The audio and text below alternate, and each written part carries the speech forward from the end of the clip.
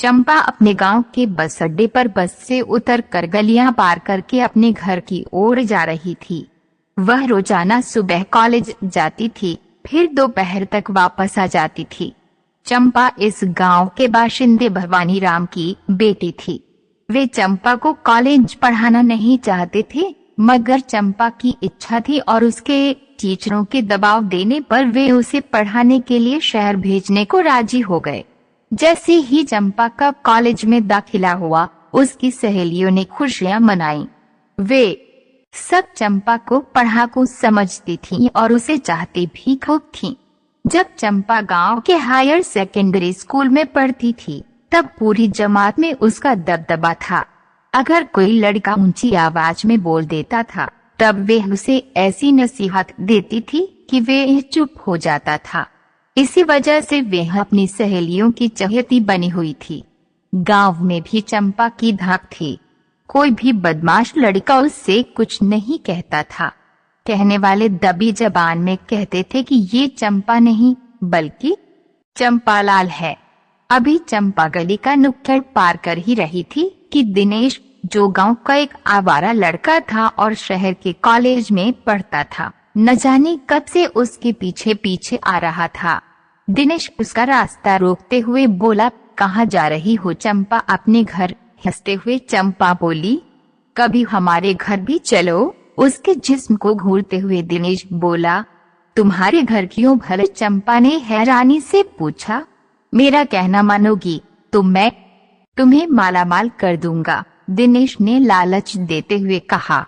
चंपा जानती थी कि दिनेश गांव के रईस मांगीलाल का बिगड़ल बेटा है। उसे पैसों का खूब घमंड है, इसलिए सारा दिन गांव में आवारागर्दी करता है। लड़कियों को छेड़ना उसकी आदत है। उसकी करतूत जग जाहिर है, मगर अपनी इज्जत के डर से कोई भी गांव का आदमी उसके मुंह नहीं लगता है। चंपा को चुप देखकर दिनेश बोला, क्या सोच रही हो चंपा?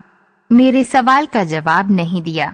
चंपा ने देखा कि जिस मोड़ पर वे दोनों खड़े थे, उसके आसपास जितने भी मर्द औरत अपने घरों में बैठकर बातें कर रहे थे, उन्होंने अपने दरवाजे खिड़कियां बंद कर ली थीं। दिनेश का डर उनके भीतर बैठा हुआ था। ऐसा लग रहा था कि कर्फ्यू लगा हुआ है। दिनेश जब भी शहर से गांव में आता था और वहां की गलियों में घूमता था, तो उसके डर से सन्नाटा छा जाता था। आज चंपा का उससे पहली बार सामना हुआ था, इसलिए उसने भीतर ही भीतर उससे सामना करने के लिए अपने को तैयार कर लिया था। चंपा, तू क्या सोचने लगी? उसे चुप देखकर दिनेश ने फिर कहा, तूने जवाब नहीं दिया। मैंने जवाब दे तो दिया, शायद तुमने सुना नहीं। बहरे हो क्या? क्या कहा? मैं बहरा हूँ? शायद तू मुझे जानती नहीं है। अरे, तुझे तो सारा गांव जानता है, चंपा ने कहा। तब फिर क्यों तू दादागिरी कर रही है? मैं एक लड़की हूँ, मैं क्या दादागिरी करूँगी? गांव का दादा तो तू है, चंपा उसी तरह से जवाब देते हुए बोली। जैसा मैंने सुना था तू वैसी ही निकली। सुना है कॉलेज में भी तू दादा बनकर रहती है? दिनेश ने पूछा। मैंने पहले ही कहा, मैं क्या दादागिरी करूँगी, मगर अब लड़कियां इतनी कमजोर भी नहीं हैं कि हर कोई उनकी कमजोरी का फायदा उठा सके, कहकर चंपा ने अपने इरादे जाहिर कर दिए। दिनेश कोई जवाब नहीं दे पाया। गली में पूरी तरह सन्नाटा था, मगर फिर भी लोग खिड़की खोलकर झांकने की कोशिश कर रहे थे। उनके भीतर एक डर बैठा हुआ था कि आज चंपा दिनेश के सामने आ गई है। दिनेश बोला, बहुत अकड़कर बात कर रही है, मैं तेरी यह कर निकाल दूंगा, चल मेरे साथ, बहुत जवानी का जोश है तुझ में, कहकर दिनेश ने चंपा का हाथ पकड़ लिया। चंपा गुस्से में चीखते हुए बोली, छोड़ दे मेरा हाथ, मैं वैसी लड़की नहीं हूँ जैसा तू समझ रहा है। मैं एक बार जिस लड़की का हाथ पकड़ लेता हूँ फिर छोड़ता नहीं हूँ, दिनेश ने कहा। ये फिल्मी डायलॉग मत बोल, चुपचाप मेरा हाथ छोड़ दे। ये तू नहीं, तेरी जवानी बोल रही है, चल मेरे साथ, जवानी का सारा जोश ठंडा कर देता हूँ, कहकर दिनेश उसको घसीट कर ले जाने लगा। तब चंपा चिल्ला कर बोली, मर्द है तो मर्द की तरह बात कर, यूं कमरे में बंद करके क्यों अपनी मर्दानगी दिखा रहा है? अगर तुझे अपनी मर्दानगी दिखानी है तो यहीं दिखा, उतारूं कपड़े। कहते हुए उसने अपनी टी शर्ट उतार दी। दिनेश थोड़ा ढीला पड़ गया। तब चंपा अपना हाथ छुड़ाते हुए बोली, क्या सोच रहा है? और उतारूं कपड़े, बुझा ले अपनी प्यास। कहते हुए उसने टी शर्ट घुमाकर दिनेश को दे मारी। मगर एक बात याद रख, गांव की किसी लड़की पर बुरी नजर नहीं रखनी चाहिए। लड़की कमजोर नहीं है, छोड़ दे बुरी नजर। फिर हर औरत को कमजोर भी मत समझ। इसलिए कहती हूँ कि पैसों का घमंड छोड़ दे, ये एक दिन तुझे ले डूबेगा। चंपा ने समझाते हुए कहा। सारा मोहल्ला देखता रह गया। लोग बाहर निकल आए। लड़की के हाथों पिटे दिनेश का मुंह छोटा हो गया। इतना कहकर चंपा वहां से चली गई। दिनेश गुस्से से भरा वहीं खड़ा रह गया।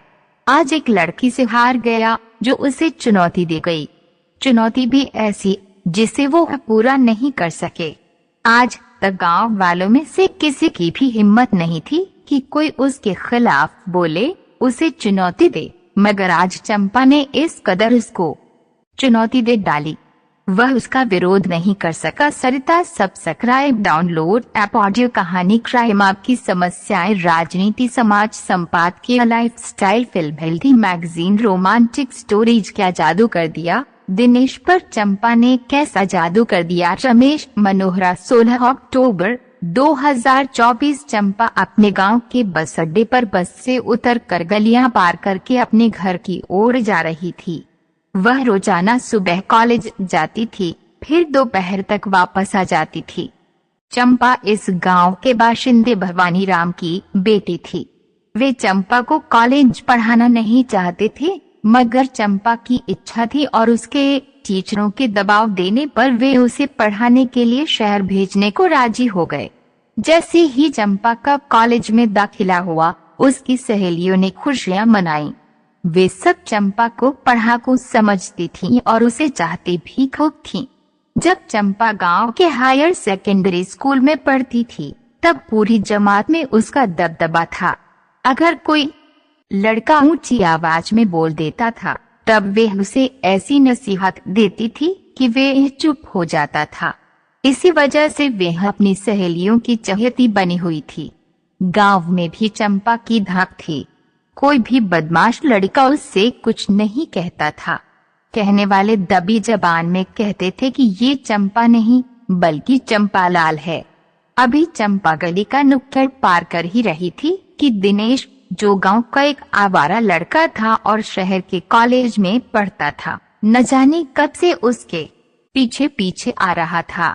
दिनेश उसका रास्ता रोकते हुए बोला, कहाँ जा रही हो चंपा? अपने घर। हंसते हुए चंपा बोली, कभी हमारे घर भी चलो। उसके जिस्म को घूरते हुए दिनेश बोला, तुम्हारे घर क्यों भले? चंपा ने हैरानी से पूछा।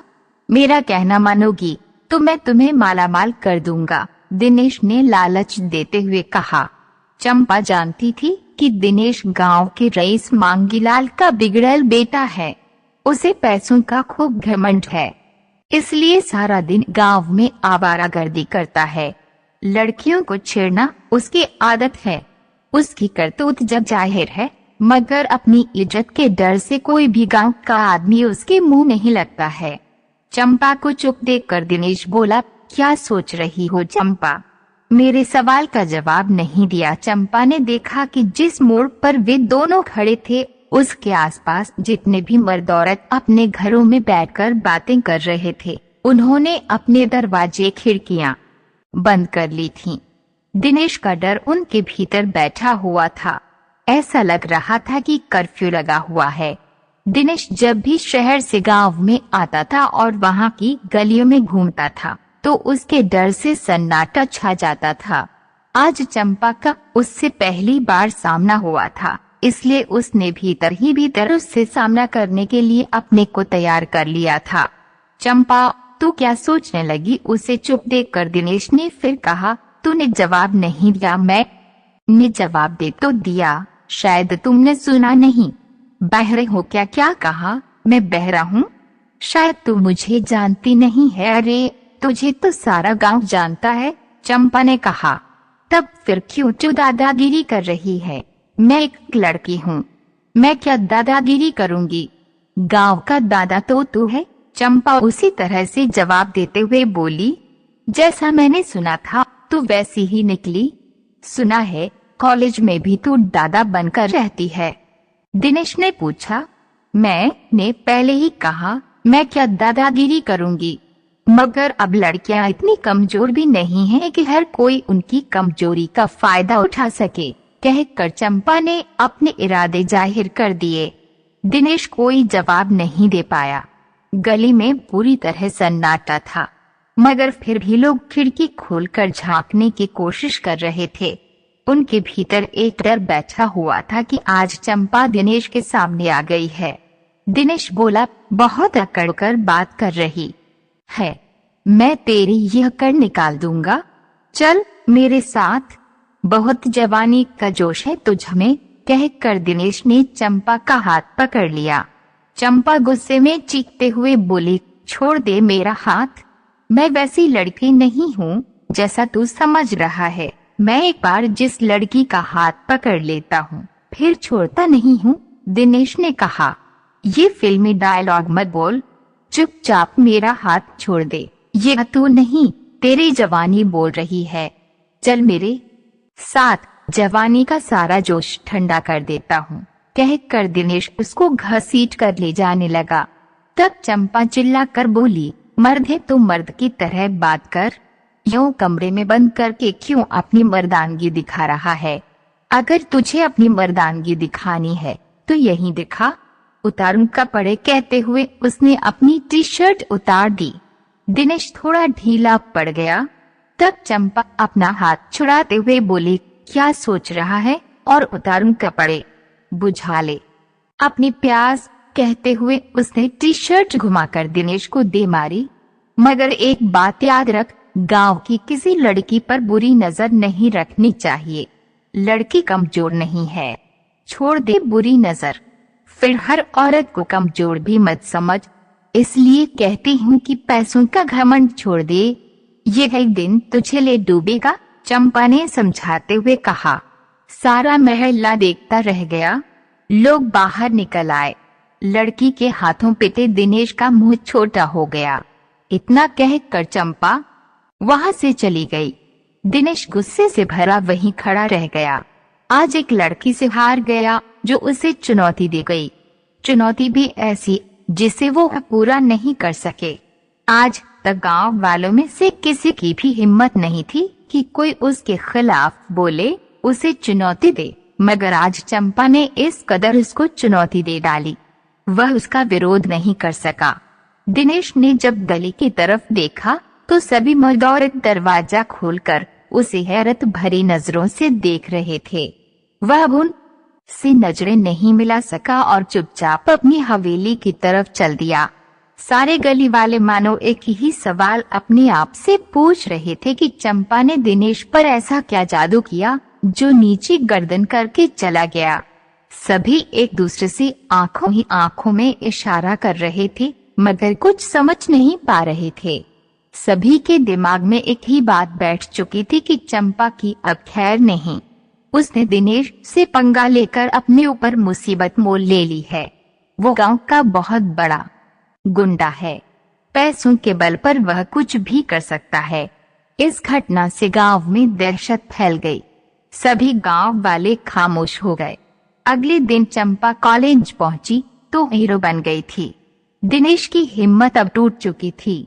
चंपा कॉलेज नहीं छोड़ना चाहती थी, इसलिए उसने भी हालात से समझौता कर लिया। इस घटना के कुछ दिनों बाद दिनेश में बहुत बड़ा बदलाव दिखा। पहले वह हमेशा गुंडा बनकर रहा करता था, अपने को सबसे बड़ा समझता था। आमतौर पर अब वह चंपा के साथ कैंटीन में चाय पीता दिखता। वह अपने दोस्तों से कहता, ये रही टी शर्ट, मार चंपा। ये सुनकर चंपा शर्म से लाल हो जाती। दिनेश शरीफ हो चुका था। गांव की किसी लड़की या किसी बहू को अब वह बुरी नजर से नहीं देखता था। उस पर चंपा ने उस दिन